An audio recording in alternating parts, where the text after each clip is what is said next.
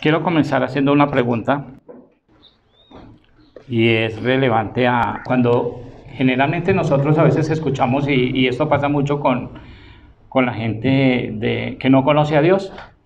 Y la pregunta es, ¿qué pasa cuando usted escucha hablar de Diosito, de mi Diosito, Papá Dios o el Cucho, como muchas veces lo dice? ¿Qué siente usted? Quiero que por favor me acompañen a Éxodo capítulo 3, versículos 1 en adelante.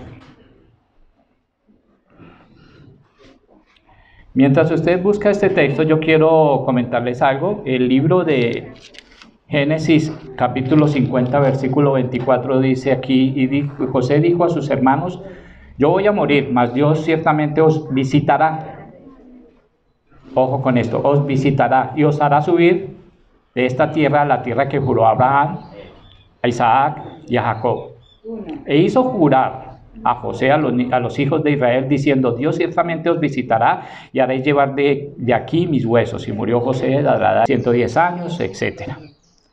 En el libro de Éxodo hemos visto, cuando el pastor Javier nos enseñó la introducción al libro de Éxodo, que el Pentateuco es nada más que una seguidilla de un libro, solo que pues se dividió en varios libros para poderlo entenderlo de esta manera. Cuando Éxodo empieza con una conjunción que dice y. Estos son los nombres de los hijos de Israel que entraron en Egipto. Cada uno entró con su familia, aquí en el versículo 8 y 14 de Éxodo. Entre tanto, se levantó sobre Egipto un nuevo rey que no conocía a José y dijo a su pueblo, he aquí el pueblo de los hijos de Israel es mayor y más fuerte que nosotros. Ahora pues seamos sabios para que no se multiplique y acontezca que viniendo guerra y también se una a nuestros enemigos y pelee contra nosotros y se vaya de la tierra. Entonces pusieron sobre ellos comisarios de tributos que les molestasen en sus cargas. Edificaron para Faraón las ciudades de almacenaje, Pitón y Ramasés. Pero cuanto más les oprimían, tanto más se multiplicaban y crecían de manera que los egipcios temían a los hijos de Israel. Y los egipcios hicieron servir a los hijos de Israel con dureza y amargaron su vida con dura servidumbre en hacer barro y ladrillo y en toda labor del campo y en todo su servicio, el cual se obligaba con rigor. En el contexto de lo que estamos hablando el día de hoy, vemos un pueblo el cual en un principio fue el que ayudó en esa época cuando José estaba a que la humanidad no se muriera de hambre, porque era la única parte donde había alimento. José, recuerden que fue uno de el segundo al mando, después de Faraón en los tiempos de José, en los tiempos de Jacob. Hubo una gran hambre, bueno, creo que la mayoría conocemos este pasaje, ¿no? Entonces, pues obviamente se le tuvo en cuenta a José mientras se pudo. Entonces, de una manera u otra, parece que se le olvidó. Dentro de la historia egipcia parece que José pasó a un segundo plano. Parece que se les olvidó que fue una persona que le salvó la vida a toda la humanidad, porque era la única parte donde habían recogido alimento para que no murieran de hambre. Según lo que dice Éxodo capítulo 12, versículo 40, si usted me lo permite, yo lo voy a leer. Dice, y el tiempo que los hijos de Israel habitaron en Egipto fue 430 años. Mucho tiempo, ¿no? Un tiempo suficiente como para haber comenzado a adoptar algunas cosas que dentro de la cultura egipcia marcaban la vida del pueblo. ¿Cuáles consideran ustedes que fue relevante para ellos? ¿O cuáles fueron esas culturas que cambiaron de acuerdo a lo que ellos habían visto con Jacob, su padre, su patriarca? Adoraron otros dioses. Quiere decir que de pronto la memoria tampoco les sirvió a ellos, ¿no? Después de 430 años olvidaron acordarse del Dios de Abraham, al Dios de Isaac y al Dios de Jacob. Vamos a leer entonces el capítulo 3, versículo 1. Apacentando Moisés las ovejas de Jetro, su suegro, sacerdote de Madián, llevó las ovejas a través del desierto y llegó hasta Horeb, monte de Dios. Y se le apareció el ángel de Jehová en una llama de fuego en medio de una zarza, y él miró y vio que la zarza ardía en fuego y la zarza no se consumía. Entonces Moisés dijo: iré yo ahora y veré esta grande visión, porque causa la zarza no se quema. Versículo 4. Viendo Jehová que él iba a verla, lo llamó Dios de en medio de la zarza y dijo: Moisés, Moisés. Y él respondió: heme aquí. Y dijo: no te acerques, quita tu calzado de tus pies, porque el lugar en que tú estás, tierra santa es. Y dijo: yo soy el Dios de tu padre, Dios de Abraham, Dios de Isaac y Dios de Jacob. Entonces Moisés cubrió su rostro porque tuvo miedo de mirar a Dios. Dijo luego: bien he visto la aflicción de mi pueblo que está en Egipto, y he oído su clamor a causa de sus exactores, pues he conocido sus angustias. Y he descendido para librarlos de la mano de los egipcios y sacarlos de aquella tierra a una tierra buena y ancha, a tierra que fluye leche y miel, a los lugares del cananeo, del eteo, del amorreo, del fereceo, del heveo y del jebuseo.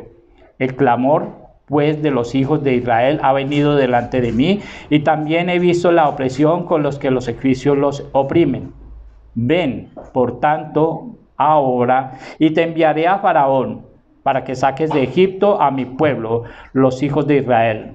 Entonces Moisés respondió a Dios: ¿quién soy yo para que vaya a Faraón y saque de Egipto a los hijos de Israel? Y él respondió: ve, porque yo estaré contigo, y esto te será por señal que yo te he enviado. Cuando hayas sacado de Egipto al pueblo, serviréis a Dios sobre este monte. Versículo 13. Dijo Moisés a Dios: he aquí que llego a los hijos de Israel y les digo: el Dios de vuestros padres me ha enviado a vosotros.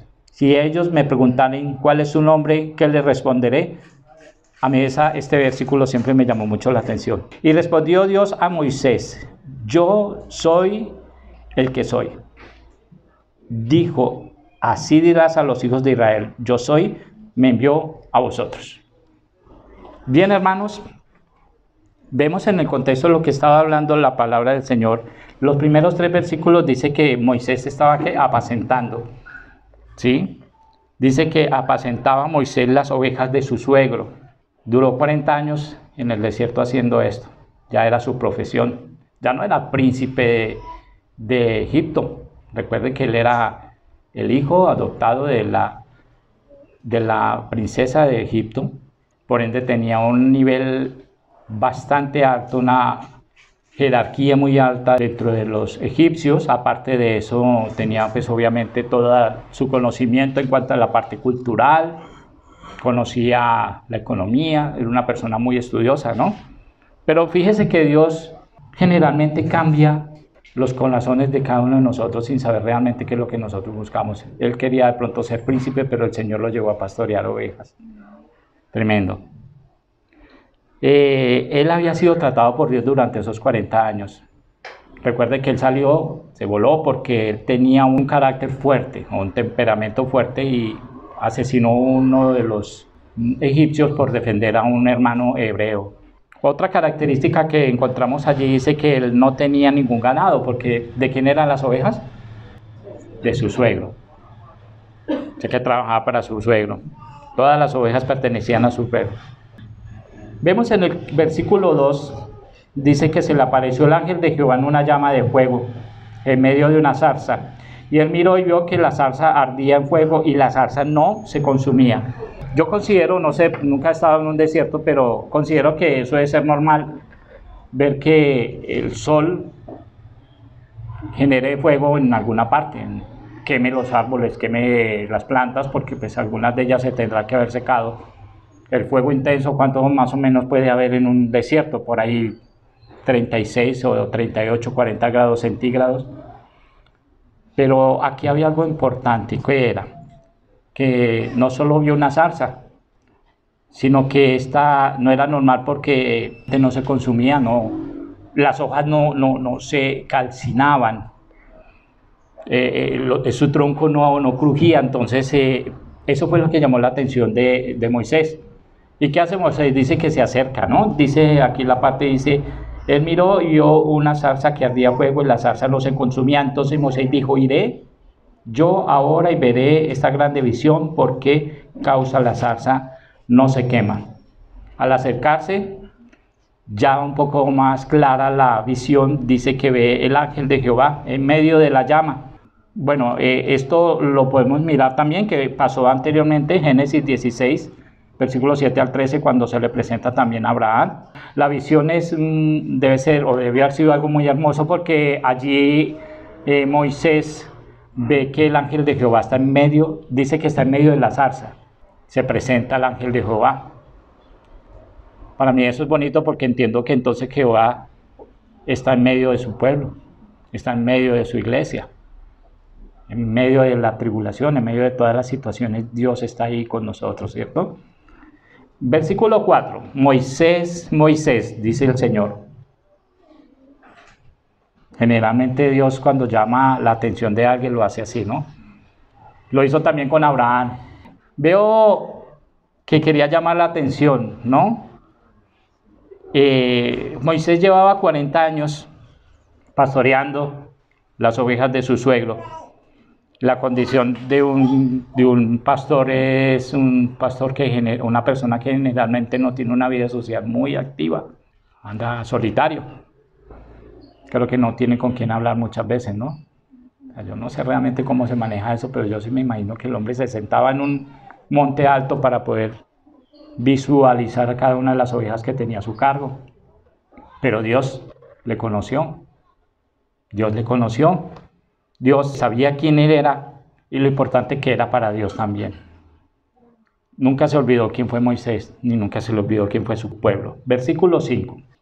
Y dijo: no te acerques, quita el calzado de tus pies, porque el lugar en que tú estás, tierra santa es. ¿Ve? Entonces, aquí hay dos cosas en las cuales yo quiero hacer énfasis. La primera dice: no te acerques. No te acerques es guarda una distancia prudente.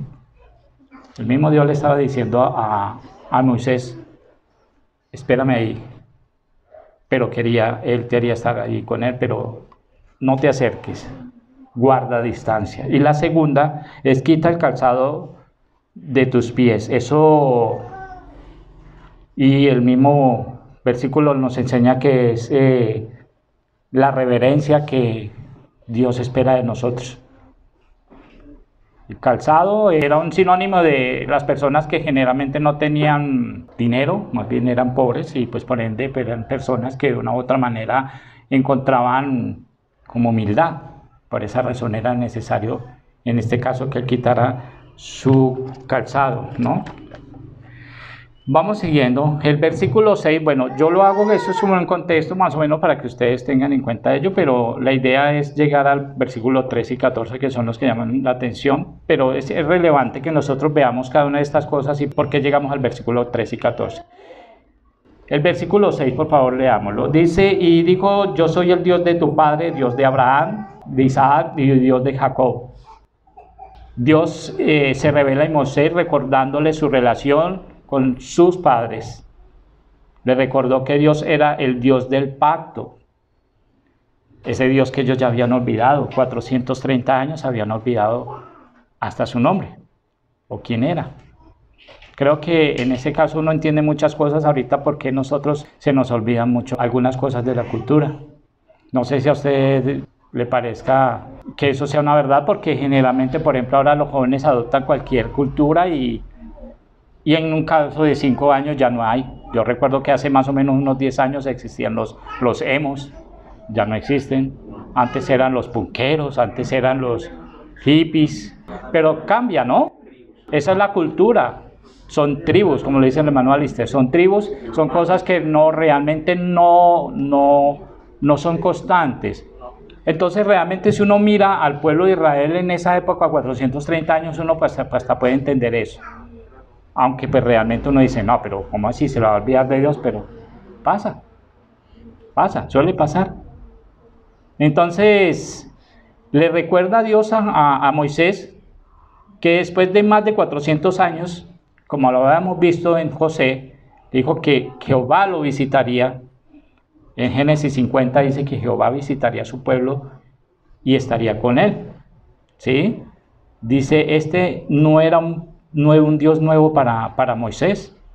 No era que Moisés se había topado con uno de los dioses de Egipto, sino que el mismo Dios que trató con Abraham, con Isaac y con Jacob, se le apareciera para decirle que él no se habría olvidado de su pueblo, de ese pueblo esclavizado, pero que Dios estaba trabajando con ellos, porque realmente si nosotros tenemos en cuenta en el pasaje anterior al capítulo 3, dice que el pueblo de Israel se multiplicaba y crecía, se estaba volviendo fuerte. Y la lógica era que Dios no era que se había olvidado de su pueblo, sino que de una manera u otra estaba trabajando en él para, a la postre, como el mismo Dios le dijo a Moisés en el libro de Deuteronomio, dice a la postre hacerte bien. Dios estaba multiplicando y preservando la nación, ¿cierto? Dijo Jehová, bien he visto la aflicción de mi pueblo que está en Egipto, y he oído su clamor a causa de sus exactores, pues he conocido sus angustias, y he descendido, esa palabra es bien bonita, ¿no? Porque realmente vemos acá que Dios mismo baja para librarlos de la mano de los egipcios y sacarlos de aquella tierra a una tierra que ancha y una tierra que fluye leche y miel. Y bueno, ahí sigue el contexto, dice clamor pues de los hijos de Israel ha venido delante de mí, y también he visto la opresión con la que los egipcios lo oprimen, ¿sí? Entonces Dios le dice he descendido para librar, pero el versículo 10 tiene algo muy pareciera que como que se contradijera, ¿no? Le dice, ven por tanto ahora, le dice, en el versículo 10 le dice Jehová a Moisés, ve por tanto ahora y te enviaré a Faraón para que saques de Egipto a mi pueblo. ¿Qué vemos acá? Vemos un pueblo, vemos ahora ya a un Moisés asustado, ¿no? Y comienza a sacar las excusitis. Pero es que yo no, ¿quién soy yo? La respuesta que él le da. Entonces Moisés, versículo 11 le dice, entonces Moisés respondió a Dios, dice, ¿quién soy yo para que vaya a Faraón y saque a Egipto de los pueblos de Israel? Sacó excusas para no hacer la voluntad de Dios. Y la pregunta que él hace dice, ¿quién soy yo?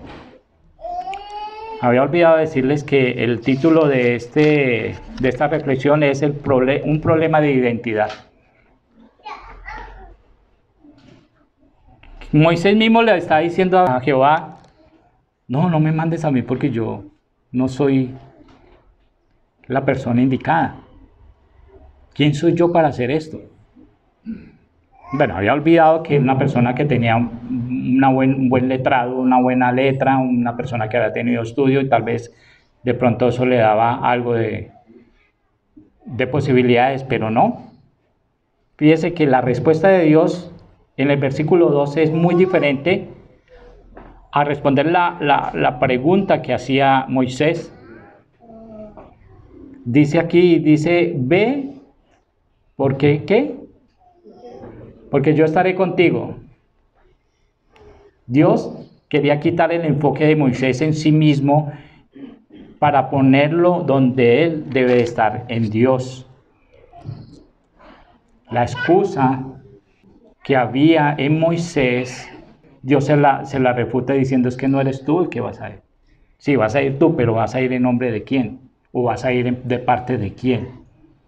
¿Sí? Entonces respondió la pregunta, más le recuerda que Moisés no era el que iba a ir, sino que iba a ir, era Moisés en representación de Dios. No iba a hablar Moisés por sí, yo soy Moisés y vengo por Moisés, no. Yo soy Moisés, pero vengo en nombre de quién, de Dios. Y eso fue lo que nosotros vemos más adelante, ¿no? Entonces acá hay un problema de identidad, ¿no? Vemos que Moisés dice quién soy yo, pero Dios le dice, no eres tú. Yo creo que más bien la pregunta que debe haberse hecho Moisés para sí mismo es, entonces, ¿quién es Dios? ¿Quién va a ir delante de Faraón a defender a mi pueblo? Y la respuesta está en el versículo 13. Y dijo Moisés a Dios, he aquí que yo voy a los hijos de Israel y les digo, el Dios de vuestros padres me ha enviado a vosotros. Si ellos me preguntan cuál es su nombre, ¿qué les responderé? ¿Cuál es la respuesta del versículo 13? Y respondió Dios a Moisés, dijo, yo soy el que soy. Es un poco ilógico y suena este nombre como una redundancia, ¿no? Yo soy el que soy. Eso es una redundancia para nosotros dentro de la lengua castellana. ¿Por qué es una redundancia? Porque está diciendo dos veces la misma cosa. Yo soy el que soy.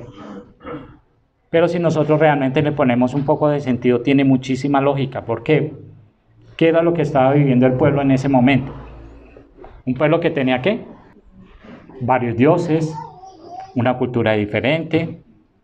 Yo me imagino el pueblo de Israel en esa época llevando tributo al faraón, matando animales para llevarle al dios Luna. No sé, yo realmente no conozco ninguna clase de dioses, no me interesa, pero sí sé que realmente eso pasó. Entonces no era lógico que de pronto llegara Moisés y dice, bueno, aquí me mandó Dios, bueno, ¿cuál es Dios? Esa era la primera pregunta que le iban a hacer ellos, y era lógica la pregunta que le estaba haciendo en este caso ya Moisés. ¿Qué le voy a decir quién es usted? ¿O cómo voy a salirles a ellos que usted es quién? Entonces vemos aquí, quiero sacar 4 o 5 posibles respuestas o los significados de quién es yo soy el que soy. La primera se conoce como el tetragramatón, que es como se escribía en esa época en hebreo, en español, perdón, es la Y, la H, la W, la H, que en nuestro caso le colocamos unas vocales para poderlo pronunciar, porque realmente en el pueblo aún todavía no hay cómo pronunciar eso. ¿Usted alguna vez ha intentado pronunciar este nombre? No es posible. No hay un sonido que pueda emitir ese nombre, por esa razón es que para el pueblo de Israel es tan importante, ¿no? Nosotros le llamamos Jehová. Otro significado es el que no tiene igual. No tiene igual, no hay un Dios que se pueda comparar con el Dios que el pueblo de Israel y el Dios que nosotros tenemos. El segundo es una ecuación. Usted y yo sabemos que 1 más 1 es igual a 2. ¿Cómo podríamos llegar nosotros a colocar una ecuación si Dios es igual a qué? ¿A Dios? Porque no hay nada fuera de Él, no hay nada que sea igual a Él, no hay nada que se compare a Él, no hay nada que matemáticamente lo pueda medir. Tercero es también la palabra Adonai, que es una palabra que utilizan el pueblo de Israel. Y me gustan mucho estas dos últimas, el todo. ¿Usted sabe para nosotros qué significa todo? Todo es todo. Y eso es lo que Dios ahorita en esta mañana nos está diciendo. Él es el todo. Yo soy el que soy. Dios nos está diciendo hoy a nosotros, Dios nos está diciendo, yo soy el todo para usted. Todo lo que usted necesita, o todo lo que yo necesito, está en Dios. Está en Jesucristo. El último, yo soy, Él no tiene un inicio, no tiene nada, Él es eterno. Sabemos, es uno de los atributos. Entonces realmente es importante tener esto en mente, hermanos. ¿Ven? Ahora quiero que miremos si es algo a lo que nosotros tenemos que ver y pues bueno, ¿qué tiene que ver eso con Jesucristo? Pues igual precisamente ahora vamos a ver por qué Jesús o cuáles son las aplicaciones en Jesús. Quiero que por favor me acompañen inicialmente a Juan 10:30. Vamos a ver los 7 yo soy rápidamente, sé que no tenemos mucho tiempo, pero vamos a mirarlos. Quiero empezar con Juan 10:30 por una razón, porque aquí es donde nosotros vemos que el mismo Jesucristo dice que Él se aplica ese nombre porque Él es Dios también. ¿Qué dice Juan 10:30? Yo y el Padre, uno somos. Ahora quiero que por favor me acompañe a Juan capítulo 8, versículo 12. Otra vez les habló diciendo, yo soy la luz del mundo. El que me sigue no andará en tinieblas, sino que tendrá luz en la vida. Me gustaría más adelante que pudiéramos tratar sobre este tema. Dice, la luz del mundo es un entendimiento de la sabiduría espiritual. Veamos también ahora Juan 10:9, hermano. Este es la puerta. Dice, yo soy la puerta y el que por mí entrare será salvo y entrará y saldrá y hallará pastos. Jesús nos ha dado la entrada en el reino celestial. Juan 10:11, miremos ahí cerquitica donde estamos. Dice, yo soy el buen pastor y el buen pastor da su vida por las ovejas.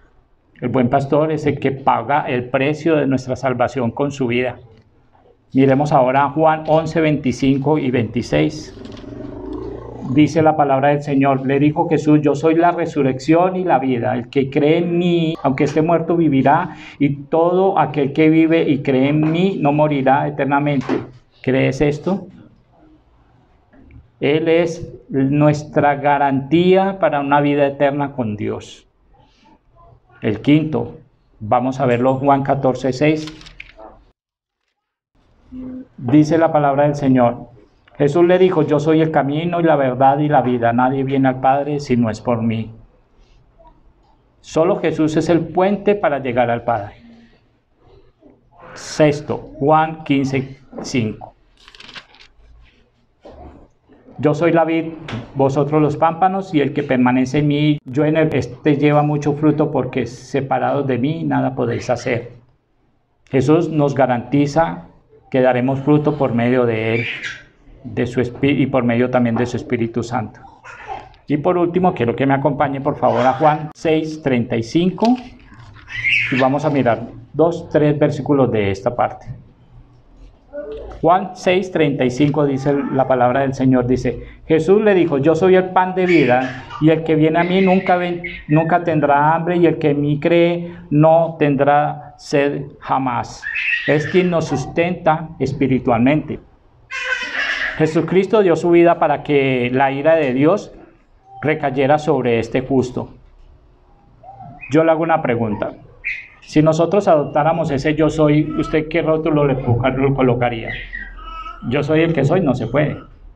Se coloca, yo soy pecador, yo, Iván Beltrán, yo soy pecador.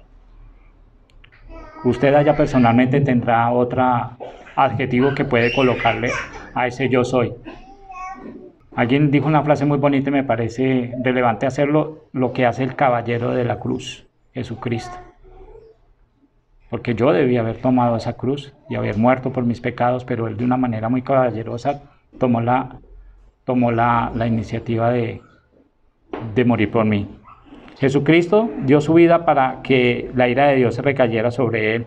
Entonces Jesús mismo dice, yo soy el pan. Dice versículos 55 al 58 ahí mismo en el capítulo 6, dice, porque mi carne es verdadera comida y mi sangre es verdadera bebida. El que come mi carne y bebe mi sangre, en mí permanece y yo en él.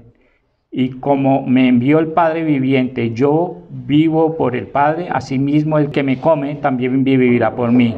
Este es el pan que descendió del cielo, no como vuestros padres comieron el maná y murieron.